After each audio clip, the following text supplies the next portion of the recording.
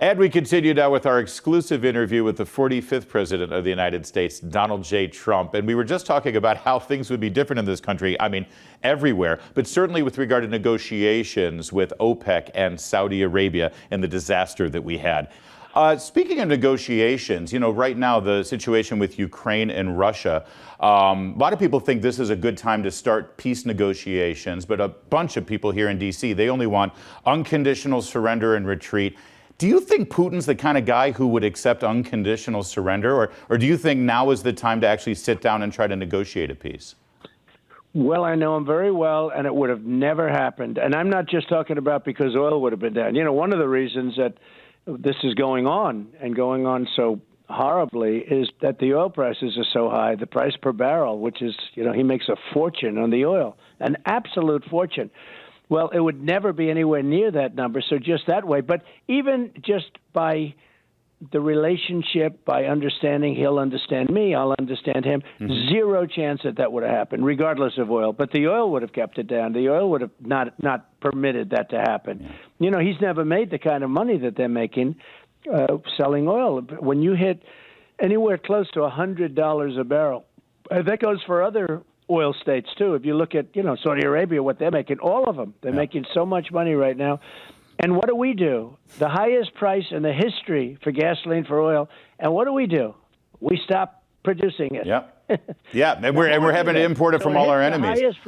Larry, it hits the highest price ever. We announce we're not going to make it. We're going to go to wind. Right. Oh, yeah, the windmills will do it. Mr. President, you keep saying, and you're right, how great things were when you were president and how horrible the economy has fallen apart at every quarter right now. You saw Biden this weekend munching on an ice cream cone saying the economy is really strong. I'd love to know, should you become president, what would you do immediately to turn this ship around? I think people would love to hear that. So I had the strongest border in the history of our country. We built the wall, and then we added more to it. They could have finished it. We added much more in certain areas where it was leaking, as the expression goes. And we could have had that done in a period of 3 weeks. It was sitting there ready to be installed. It would have taken 3 weeks, and they chose not to do it. But I would immediately tighten up the border. I would immediately get people drilling again, get oil down, get energy down, because you look at some places. New England is a disaster, as an example, Larry. You know, New England is just an absolute disaster. It's the worst place in the country in terms of pricing for heating oil. And, you know, they get it from foreign countries. They could have it. We were going to build a pipeline right across New York State in a poor section of New York State. And we were going to get that done. New York fought us, but we were all set to get that done. That would have brought down the prices of New England heating in half. I mean, literally in half. But I would absolutely, we would become energy dominant very quickly. We would lower taxes because the dominance and the kind of money we'd be making from energy would be unbelievable. And again, wind and solar. Wind is terrible from every side. It ruins the planes. It kills the birds. It does everything. It's the most expensive energy you can have. I saw a big puff piece last night on 60 Minutes about wind. It's such a horrible thing that they can get away with it. Yeah. They're saying how inexpensive. The most unreliable and the most expensive energy you can get. But we would go energy independent. We would become energy dominant. We would fix up our military, would be getting out of certain areas. For instance, I was getting out of Afghanistan, but we would have gotten out with strength and dignity. We didn't lose one soldier in 18 months in Afghanistan. And can you believe, I got it down to the number, and then we were going to get out, and then the way he got out was so tragic. Can you believe that Congress has had, they're doing this January 6th investigation, and it's a television show. They haven't had one real hearing on the pullout of Afghanistan and that disaster. Yeah. They haven't had a hearing on the origins of the COVID-19 vaccine or Anthony Fauci and the money that people at the NIH make on these royalties. That they don't care about, but all they care about is January 6th. We have a rigged country. We have rigged elections, and we have an open border, and we have a lot of things. We have a press it's just not a free press. If you have a good story about, let's say, a Republican, I'll go me in particular again. Yeah. But let's say a Republican, they won't write it. They don't write good about Republicans. The whole thing is a rigged deal, and we have to get it back. You know, the press was sort of like the policeman for honesty and all. And now it's become a sham. And everybody knows it. The whole country knows it. I came up with the term fake news. So I come up with the term fake news, and I had no idea it was going to catch on like it caught on, but it truly is fake news. And people like me that are in the battle know it, because if you're driving a taxi, you're a carpenter, you're a lawyer, you don't know what the actual facts are. But when you know what the facts are, and then they write the exact opposite of what the facts are, you say that's fake news. Yeah. Most people don't understand that. But with all of that being said, the public sees how bad it is. We have a horrible, dishonest press. President Trump, you've said quite a bit. We all see what's going on with Joe Biden. We see him barely making it through the day. We see what his schedule is. Even when he has prepared remarks, he can't get through it. Who do you think is really calling the shots in this White House? Who do you think is really running this presidency? Well, I'd rather not say. I have very strong opinions. Maybe they're more than opinions, but it's very sad what's happening, and it's very sad and very bad for the country.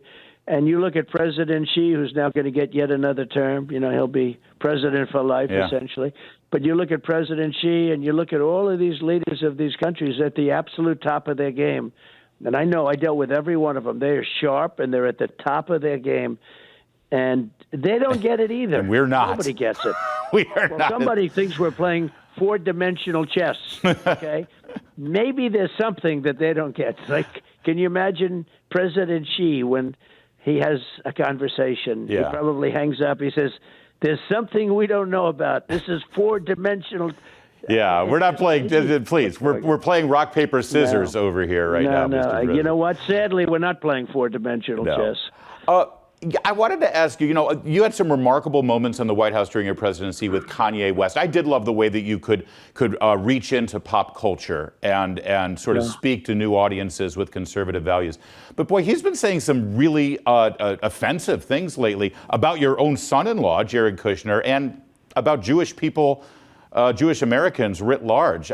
Could you react to that? Because is this the guy that you knew? Well, I haven't really seen the statements he's made. I did watch the Tucker Carlson interview, and he was really nice to me, beyond anybody. He was great to me, and he was great, really, to the MAGA movement, which was very impressive. I was, not surprised. I always got along with him. I liked him. I've always gotten along with him.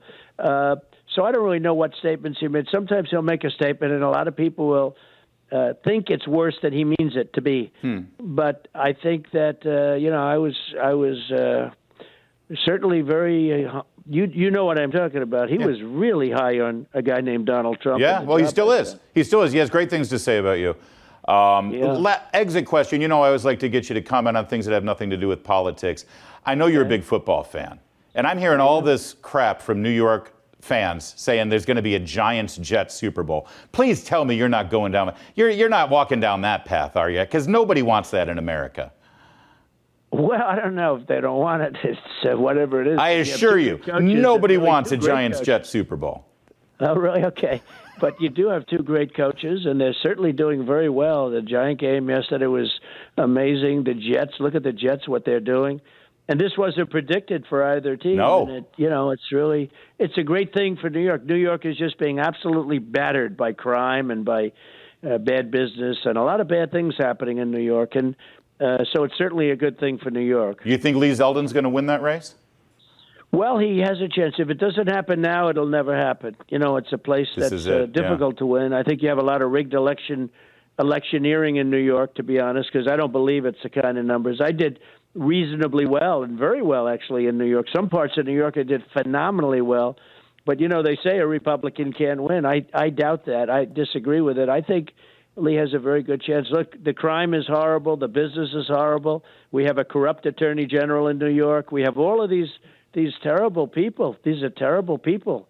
And if you don't win now, you're never going to win. So we'll see what happens. Donald Trump, former president of the United States, 45th. Thanks for joining. And maybe 47th. We'll see. We'll watch that. We'll see. Thank you, Mr. President. Thanks for joining us tonight. Thank you very much. Thanks. Appreciate it. More to come on O'Connor Tonight.